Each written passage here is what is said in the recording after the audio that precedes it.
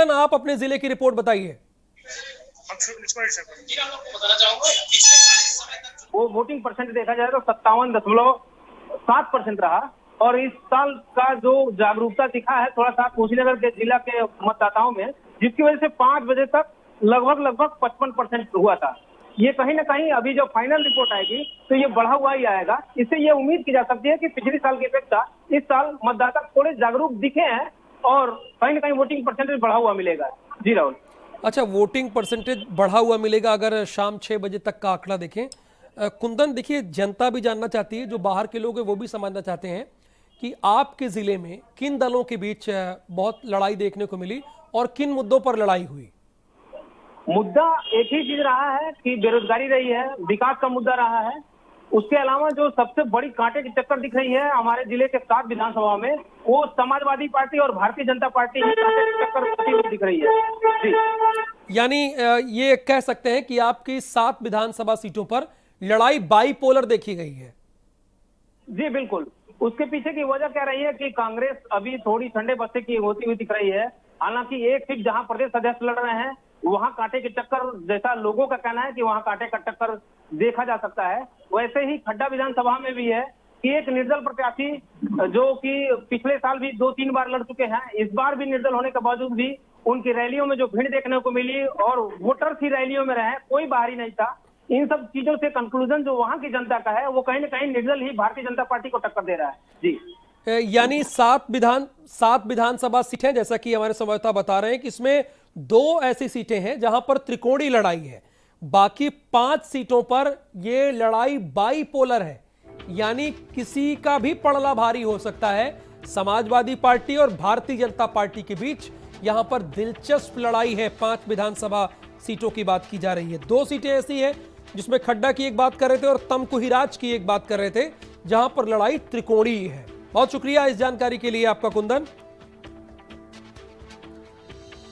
हमारे संवाददाता लगातार जुड़ रहे हैं, वो आपको ग्राउंड रिपोर्ट देने के लिए लगातार, जैसे ही आपको जानकारी कोई नहीं आएगी हम अपने दर्शकों को अपडेट करते रहेंगे। फिलहाल वोटिंग की प्रक्रिया अब खत्म हो चुकी है।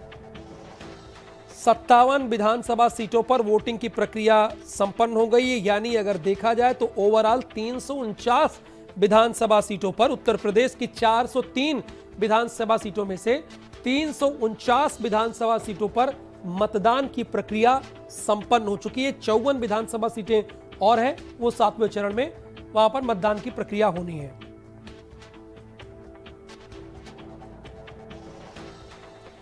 महाराजगंज से जेबी सिंह इस वक्त हमारे साथ लाइव जुड़े हुए हैं। जेबी सिंह, आपके जिले का क्या हाल है वो बताइए दर्शकों को। देखिए, यहाँ पर जो है मतदान की प्रक्रिया लगभग पूरी हो गई है। कुछ ऐसे बूथ हैं जो कि अभी तक जो है मतदाता कुछ लाइन में लगे हुए हैं और उम्मीद है कि 15-20 मिनट बाद यहाँ से जो है पूरी तरह से प्रक्रिया खत्म हो जाएगी और जो है मतदान संपन्न होगा। जी राहुल, ओवरऑल क्या फीसदी रहा है 5 बजे तक का?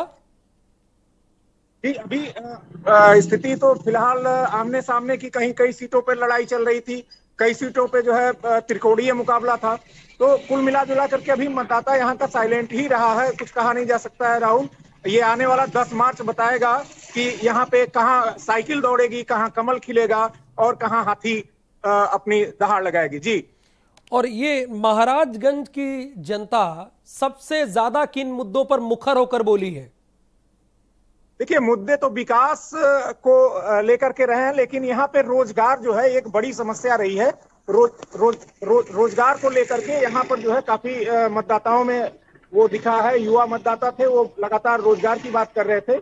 और यहाँ जो है एक पलायन का बहुत बड़ा मुद्दा है राहुल। आपको बता दें कि ये पिछड़ा जनपद होने के वजह से यहाँ पे पलायन एक बहुत बड़ी संख्या में होता है, जो दिल्ली, गुजरात और अन्य प्रदेशों में जाता है।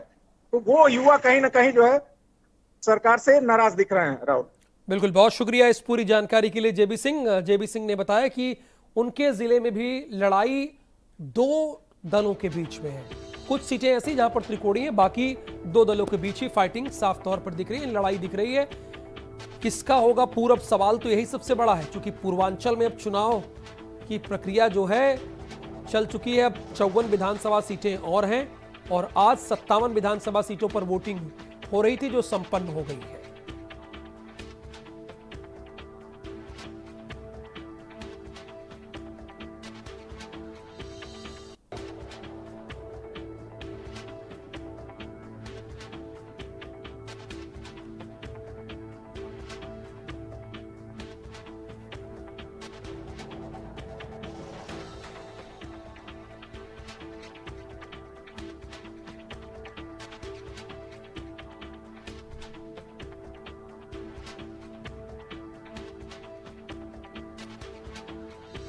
तो 5 बजे तक के क्या फिगर रहे वो हम आपको ग्राफिक्स के जरिए दिखा रहे हैं। वोटिंग ब्रेकिंग में सिद्धार्थनगर, कुशीनगर, बलरामपुर में सभी 10 जिलों में वोटिंग खत्म हो गई है।